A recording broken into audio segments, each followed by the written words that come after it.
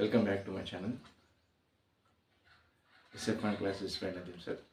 ఇవాళ మనం history class నేర్చుకున్నాం.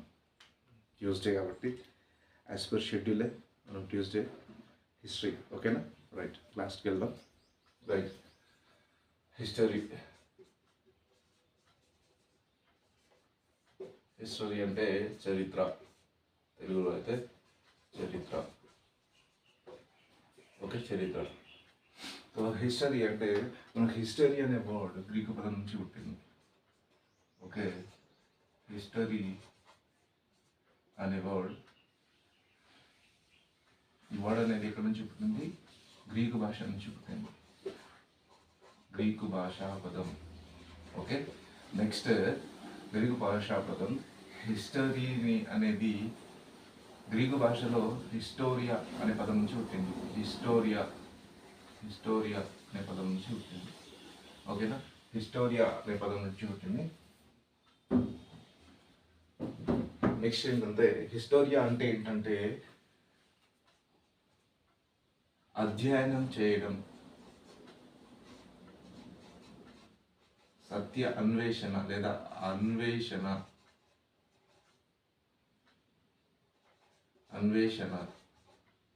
సత్యాన్ని అన్వేషించడం.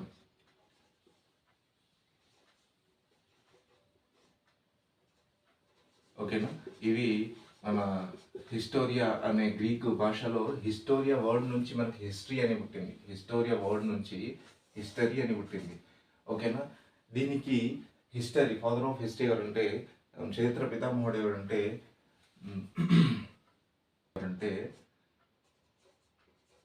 చరిత్ర పితామహుడు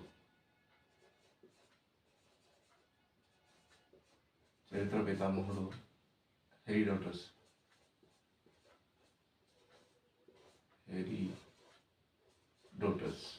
ఓకేనా? చరిత్ర పితామహుడు ఎవరంటే హెరోడోటస్. సో ఇతను ఏం చేశాడంటే ఫస్ట్ టైం మన హిస్టరీని రాయడం మొదలుపెట్టిండు. ఓకేనా? ఫస్ట్ టైం హిస్టరీని రాయడం మొదలుపెట్టిండు. అందుకోసం ఇతను చరిత్ర పితామహుడు అని చెప్పిస్తున్నాం. ఓకేనా? అయితే ఇప్పుడు హిస్టరీ అంటే కొందరు ప్రముఖులు శాస్త్రవేత్తలు ఒక్కొక్క మనకు నిర్వచనం ఇచ్చారు. ఫస్ట్ ఇచ్చింది ఎవరంటే కార్ల్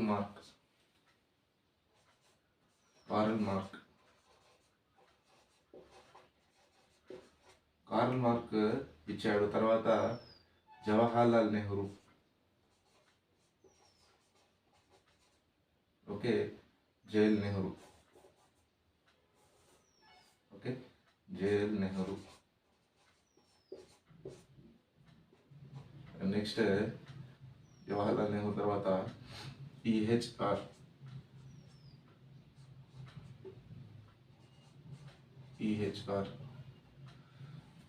సో కార్ల్ మార్క్ ఏమన్నాడంటే మనం ఏదైతే మన ఆశలని, కోరికలను తీర్చుకోవడానికి, నెరవేర్చడానికి మనం చేసే ఆ మధ్యలో ఉండే కార్య సాధనే చరిత్ర అని చెప్పాడు. దేనికోసం అన్నాడు? ఇటు ఆశలు, కోరికలు నెరవేర్చుకోవడానికి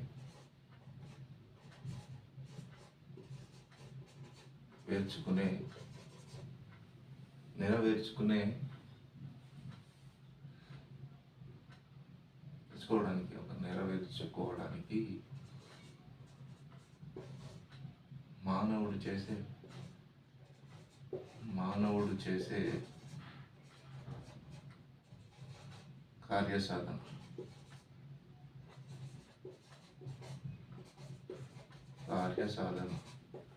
ఓకే, నా కార్ల్ మార్క్ ఏమన్నాడంటే ఆశలు, కోరికలు నెరవేర్చుకునే మానవుడు చేసే కార్యసాధన అంటే ఆ ఆశలు మనకు ఉంటాయి కదా, డిజైర్స్, మనం ఇది కావాలనే దానికి మధ్య మనం బిట్వీన్ విన్నింగ్ అండ్ డిజైర్ మధ్యలో మనం చేసే కార్యసాధనని ఏమంటాం అన్నట్టు చరిత్ర అని మన కార్ల్ మార్క్స్ అని చెప్పాడు. కార్ల్ మార్క్స్ ఏమన్నాడు? ఆశలు, కోరికలు నెరవేర్చుకోవడానికి మానవుడు చేసే కార్యసాధనే చరిత్ర అని చెప్పేశాడు. ఈయన చరిత్రకు డెఫినేషన్ ఇచ్చాడు కార్ల్ మార్క్స్. ఓకేనా? తర్వాత పండిత్ జవహర్లాల్ నెహ్రూ ఏం చెప్పారంటే అనాగరికత నుండి అనాగరికత నుండి నాగరికత వైపు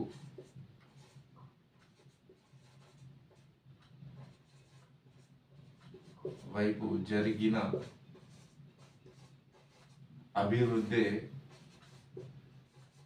చరిత్ర అన్నాడు.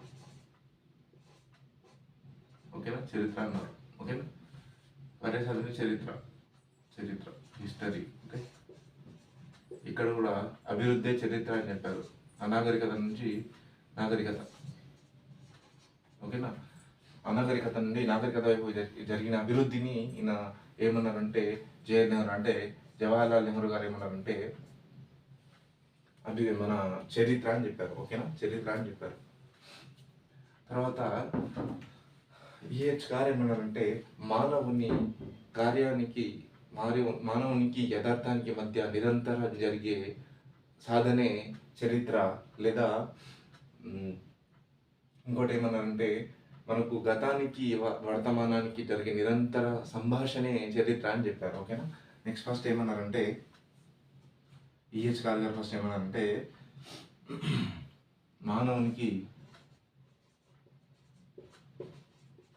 మానవునికి యథార్థానికి అంటే యథార్థానికి పరిస్థితులకి మధ్య జరిగే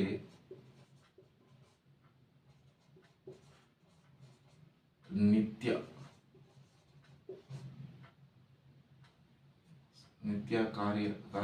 కార్య సాధనే చరిత్ర, లేదా గతానికి వర్తమానానికి మధ్య జరిగే నిత్య సంభాషణ. ఓకే, గతానికి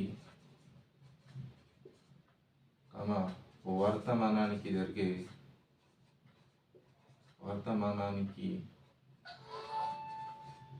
జరిగే నిరంతర సంభాషణే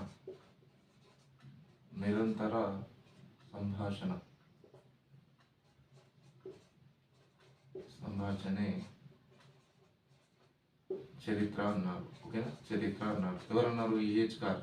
ఓకేనా, ఇప్పుడు హిస్టరీ అనే వర్డ్ తెలిసింది ఎక్కడి నుంచి, గ్రీకు పదం నుంచి పుట్టింది. హిస్టారియా అనే వర్డ్ నుంచి పుట్టింది. హిస్టారియా అంటే ఏంటంటే అధ్యయనం చేయడం, అన్వేషించడం, లేదా సత్యాన్ని అన్వేషించడం అనే గ్రీకు భాషలో అంటాం హిస్టోరియా అనేది. హిస్టోరియా అనే వర్డ్ నుంచి హిస్టరీ పుట్టింది. చరిత్ర పితామహుడు హెరోడోటస్ మనకు ఇతను ఏం చేశాడంటే చరిత్ర అనేది ఫస్ట్ టైం రాయడం మొదలుపెట్టారు. ఓకేనా, మొదటిసారిగా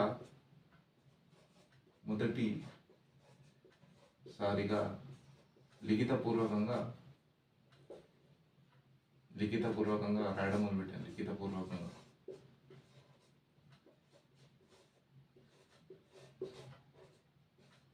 రాయడం మొదలుపెట్టాను. ఓకేనా,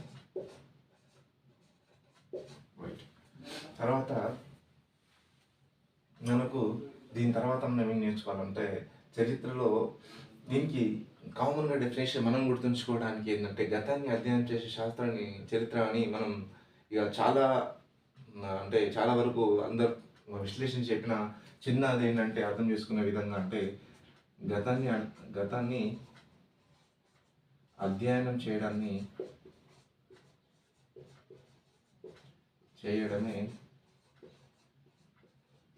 చరిత్ర అన్నారు. ఓకేనా, చరిత్ర అన్నారు. చలో, దీన్ని ఇప్పుడు ఏం చేశారంటే ఇప్పుడు చరిత్ర అనేది మనకు 3 రకాలుగా దొరుకుతుంది ఆధారాల ప్రకారం. ఓకే, నెక్స్ట్ ఏంటంటే భూమి మీద జీవం లేనప్పుడు మనకు ఆ కాలాన్ని ఏమన్నామంటే ఎజాయిక్ కాలం అని చెప్పాం. ఓకేనా, నెక్స్ట్ పాయింట్ ఏంటంటే భూమి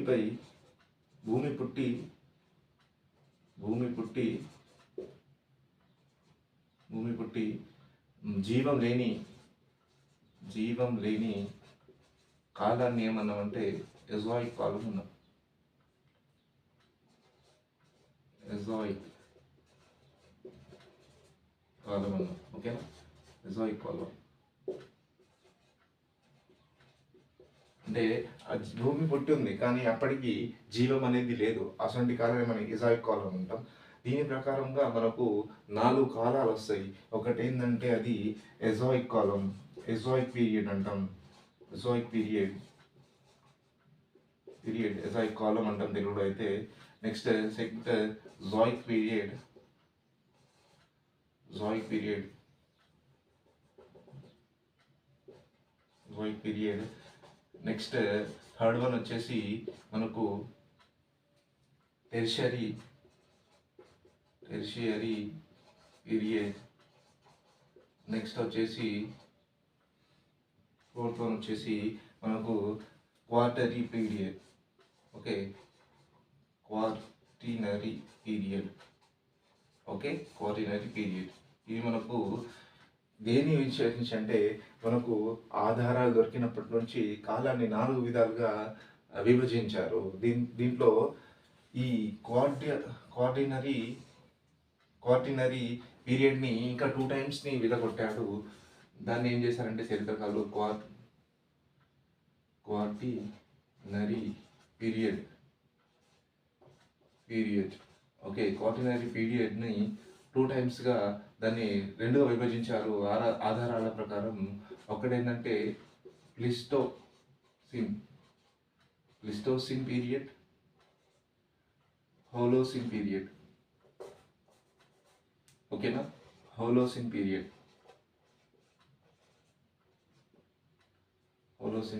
ఓకే, ప్లిస్టోసిన్ పీరియడ్. దీంట్లో ఎందుకు ప్లిస్టోసిన్ అంటే దీంట్లో మొదటి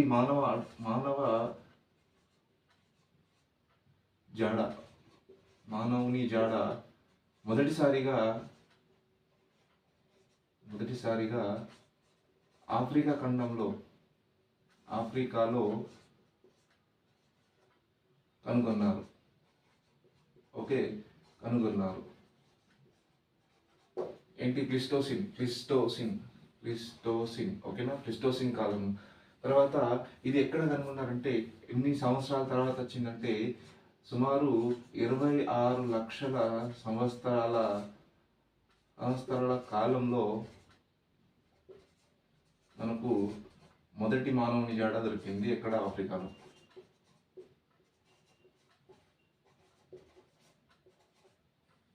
జాడ ఆఫ్రికాలో.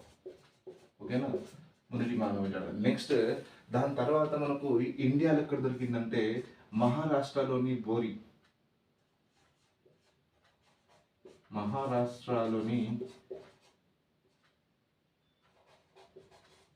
ప్రాంతంలో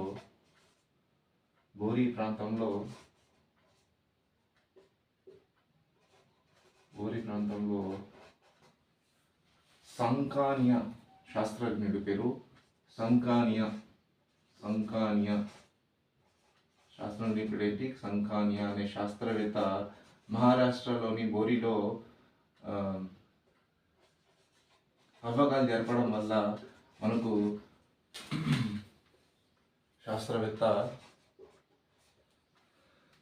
సంకానియా అనే శాస్త్రవేత్త 14 లక్షల సంవత్సరాల క్రితం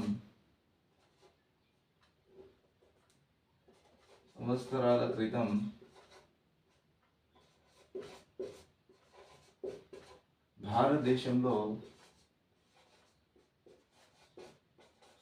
మానవుని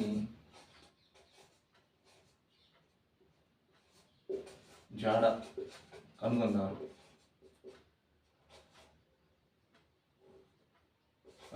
ఓకేనా, కనుగొన్నారు. ఎవరు? సంకానియా అనే శాస్త్రజ్ఞుడు మహారాష్ట్రలోని బోరిలో 14 లక్షల సంవత్సరాల క్రితం భారతదేశంలో మొదటి మానవుని జాడ కనుగొన్నది ఎవరంటే సంకానియా. ఎక్కడ అంటే మహారాష్ట్రలోని బోరి ప్రాంతం కనుగొన్నారని. మానవుని ఆనవాలు అన్న జాడ అన్న ఒకటే. జాడ అంటే ఈక్వల్ టు ఆనవాలు. జాడ ఈజ్ ఈక్వల్స్ ఆనవాలు. 16 లక్షల క్రితం అంటే 16 లక్షల సంవత్సరాల క్రితం మానవుని జాడ మాత్రం. ఓకే, దీని తర్వాత మనకు లభించిన ఆధారాల ప్రకారం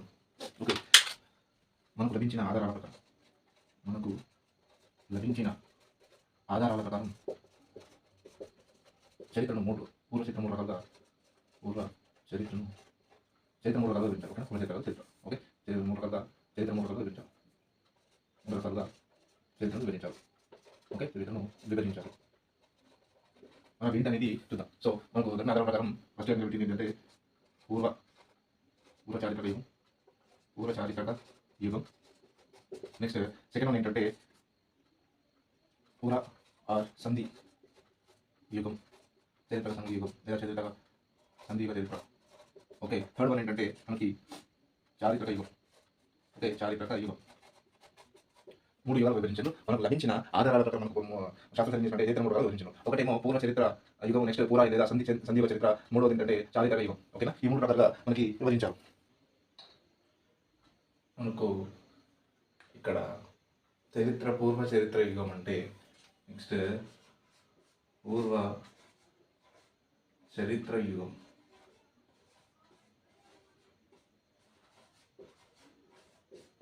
పూర్వ చరిత్ర యుగం ఏంటంటే ఆధారాలు లభించని అంటే లిఖితపూర్వమైన ఆధారాలు లేనటువంటి యుగాన్ని మనం ఏమంటామంటే పూర్వ చరిత్ర యుగం అంటాం. ఓకేనా, ఆధారాలు ఉన్నాయి కానీ లిఖితపూర్వకంగా ఎటువంటి మనకు చరిత్రలు లేవు. సో లిఖితపూర్వకంగా లేనటువంటి చరిత్ర,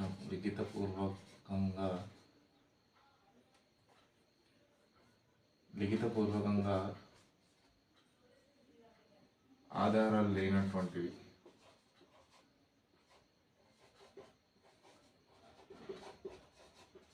వంటి చరిత్రను ఏమంటామంటే పూర్వ చరిత్ర యుగం అంటాం.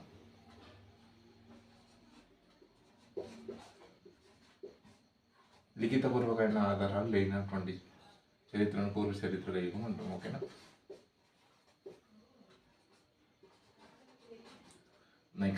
నెక్స్ట్ ఏమన్నాం పూర్వ సంధి యుగం. నెక్స్ట్ ఇక్కడ ఏంటంటే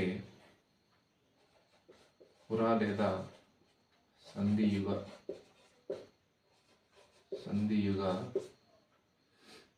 చరిత్ర అంటే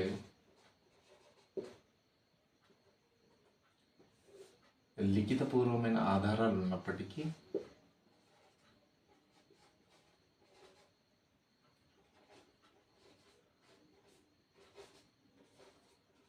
ఆధారాలు ఉన్నాయి కానీ దానిని అర్థం కాని లిపిలో ఉన్నాయి.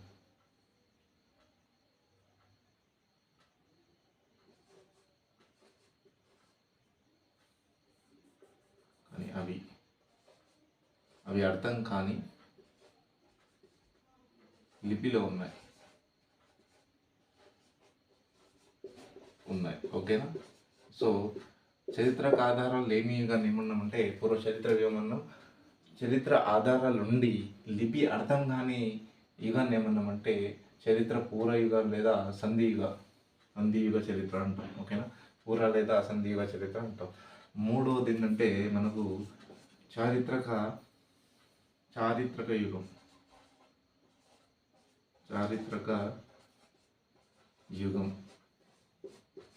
ఓకే, చారిత్రక యుగం అంటే లిఖితపూర్వమైన ఆధారాలు ఉన్నాయి ప్లస్ అర్థం చేసుకునే లిపి ఉన్నది. అర్థమయ్యే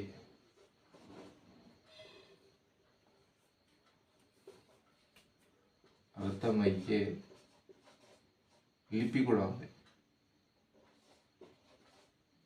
ఇటువంటి చరిత్రను ఏమంటామంటే చారిత్రక యుగం అని చెప్పినాం. ఓకేనా, సో ఇప్పుడు మనకు పూర్వ చారిత్రక యుగాన్ని దీని ఆధారాలను బట్టి దాన్ని మళ్ళీ యాదగిరిగా వివరించిండు.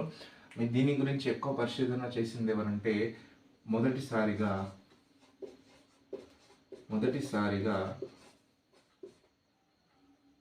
పూర్వ చరిత్ర యుగం గురించి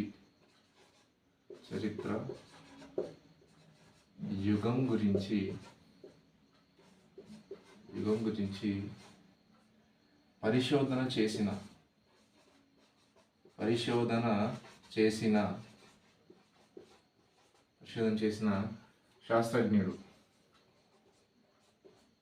శాస్త్రవేత్త ఎవరు అంటే రాబర్ట్ బ్రూస్ ఫుట్. ఓకే, ఈయన మొదటిసారిగా మొదటిసారిగా దీని గురించి పూర్వ చరిత్ర యుగం గురించి పరిశోధన చేసిండు. ఈయనని భారతదేశ ఈయనని ఏమంటారంటే భారతదేశ పూర్వ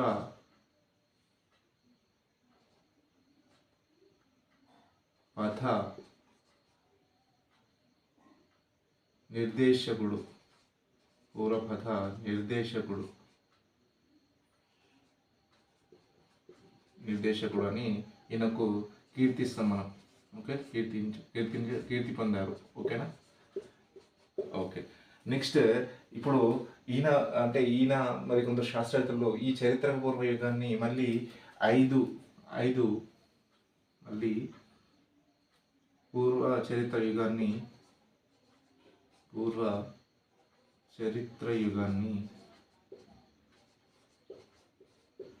యుగంని 5 రకాలుగా వివరించారు. ఓకే, ఫస్ట్ దాన్ని అంటే దీన్ని ఇంకా 5 టైమ్స్గా వివరించిండ్రు. ఇది ఆధారాల ప్రకారం అంటే ఇప్పుడు మళ్ళీ మనకి 5 ఏంటి అంటే మొదటిది పాతరాతి యుగం.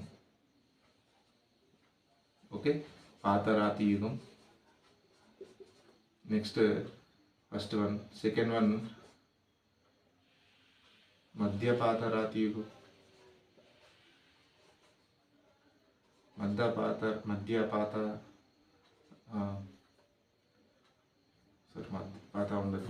మధ్యరాతి యుగం. నెక్స్ట్ ఇంకోటి అంటే ఏంటంటే ఇది నవీన రాతి యుగం.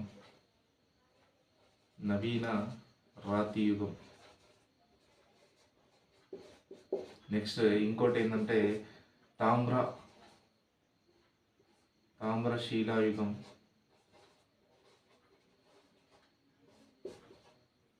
నెక్స్ట్ ఐదవది ఏంటంటే లోహశిలాయుగం. ఓకే, మళ్ళీ ఇక్కడ పీరియడ్స్ వస్తాయి 1,50,000 to 50,000. మళ్ళీ దీన్ని ఇంకా 3 విధాలుగా విభజించిండు. ఇది 9,000 వరకు వస్తుంది. మళ్ళీ ఇది 9,000 నుంచి 4,000 వరకు వస్తుంది ఈ పీరియడ్. నెక్స్ట్ ఈ పీరియడ్ 4,000 నుంచి 1800 అప్ టు ఇది 1000 వరకు వస్తుంది. 1800 అంటే మళ్ళీ మధ్యలో మూడు విధాలుగా విభజిస్తారు. ఓకే, 1000 వరకు వస్తుంది. మళ్ళీ ఇది 1000 నుంచి ఇది 2వ శతాబ్దం వస్తుంది. 2వ శతాబ్దం. ఓకేనా? నెక్స్ట్ ఇదేంటంటే 1000 to 600 అనేది ఈ లోహశిలాయుగం అనేది ఈ పీరియడ్స్ అనేవి మనకు డివైడ్ అయ్యి వస్తాయి. ఓకేనా? ఈ పీరియడ్ డివైడ్ అయ్యి వచ్చుకుంటూ వస్తాయి. మరి దేన్ని విభజించిండు? ఎవరు విభజించిండు అంటే రాబర్ట్ బ్రూస్ ఫుట్ అనే శాస్త్రజ్ఞుడు పూర్వ చరిత్ర యుగం యొక్క ఆధారాల ప్రకారం దాన్ని మళ్ళీ ఐదు రకాలుగా విభజించిండు. ఫస్ట్ పాతరాతి యుగము, మధ్యరాతి యుగము, నవీన రాతి యుగము, తామ్రశిలా యుగము, లోహశిలా యుగము. ఈ 5 రకాలుగా దీన్ని విభజించిండు. నెక్స్ట్ దీంట్లో మళ్ళీ పాతరాతి యుగం చూసుకుంటే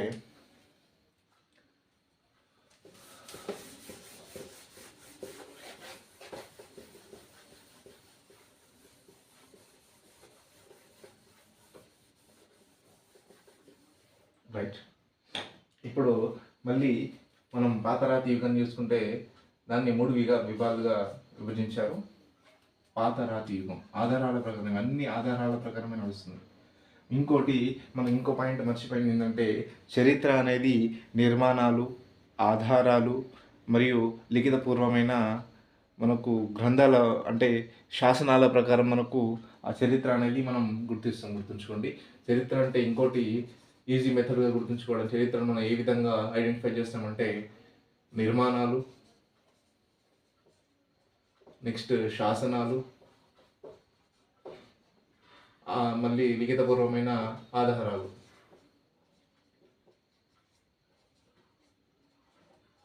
వీటిని కలుపుకొని మనం చరిత్ర అనేది దీని మీద డిపెండ్ అయి ఉంటాయి. ఓకేనా. ఈ లిఖితపూర్వమైన శాసనాలు ఇంకా ఆధారాలు లిఖితపూర్వమైనవి కావు. నిర్మాణాలు, శాసనాలు మరియు ఆధారాలు. నిర్మాణం అంటే ఫర్ ఎగ్జాంపుల్ తీసుకుంటే తాజ్మహల్ అనుకోండి. ఓకే, తాజ్మహల్. శాసనాలు తీసుకుంటే మనకు కళింగ శాసనం. ఓకే, కళింగ శాసనం. ఆధారాలు తీసుకుంటే కాయిన్స్ లేదా ఇంకా దీనికి సంబంధించి ఎక్సెట్రా ఏమన్నా అయితే ఉంటాయో ఇవి ఆధారాలుగా మనకు పనికి వస్తాయి. ఓకేనా. రైట్. నెక్స్ట్ ఈ పాతరాతి యుగంని మళ్ళీ 3 విభాగాలుగా విభజించని చెప్పాను కదా. పాతరాతి యుగము దీన్ని మళ్ళీ 3 పార్ట్స్గా విభజించాను. ఓకేనా. దాంట్లో ఏంటంటే తొలి పాతరాతి యుగం,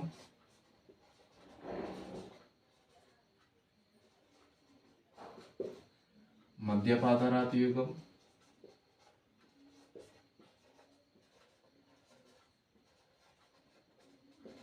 నెక్స్ట్ తర్వాత